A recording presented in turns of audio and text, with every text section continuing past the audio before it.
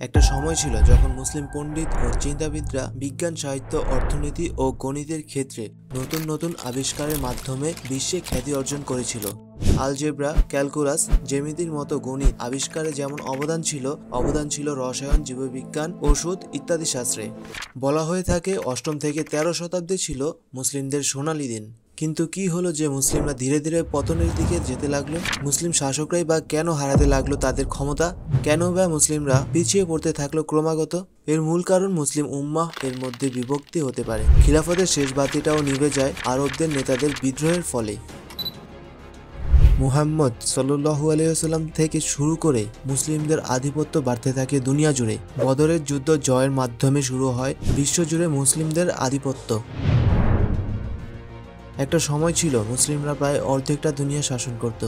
জ্ঞান, বিজ্ঞান, স্বাস্থ্য, চিকিৎসা ইত্যাদি সব দিক দিয়ে যেন এগিয়ে ছিল মুসলিমরা।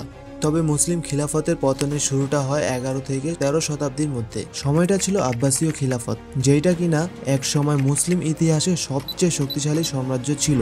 এরপর ১৫ থেকে ১৬শ শতাব্দী এর মধ্যে মিশরের মামলুক সুলতানাত এবং সেলজুক সালতানাত উসমানীয় সাম্রাজ্যের অধীনে এসে পড়ে। কিন্তু উসমানীয় সাম্রাজ্য নিজেই ইউরোপীয় শক্তি এবং অভ্যন্তরীণ বিদ্রোহের মুখোমুখি হয়। এরপর যা হবার তাই। ইসলামিক সবশেষ খিলাফতেরও পতন ঘটে। সামরিক পরাজয় এবং সীমানার মধ্যে জাতীয়তাবাদের উত্থানের মতো কারণে শেষ প্রধান ইসলামিক সাম্রাজ্য উসমানীয় সাম্রাজ্যের পতন ঘটে।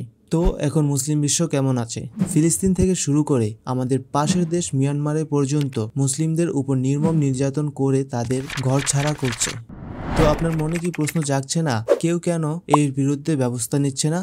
ব্যবস্থা নেবার তো লোকের অভাব নেই, কিন্তু কে শুনে কার কথা? সবাই তো ব্যস্ত নিজের চেয়ার সামলাতেই। আপনি জেনে অবাক হবেন, আমাদের মুসলিম দেশদের একটি সংগঠনও আছে, OIC, organisation of Muslim cooperation. ওহ, এইটা তো আমরা সবাই জানি আছে, এটা আবার নতুন কি? কিন্তু এই সংগঠনটির আসল কাজ কি, এটা নিয়ে আমাদের মধ্যে সকলেরই কম বেশি কনফিউশন কাজ করে। এক কথায় বলতে গেলে হাত পা ভাঙা একটি সংগঠন।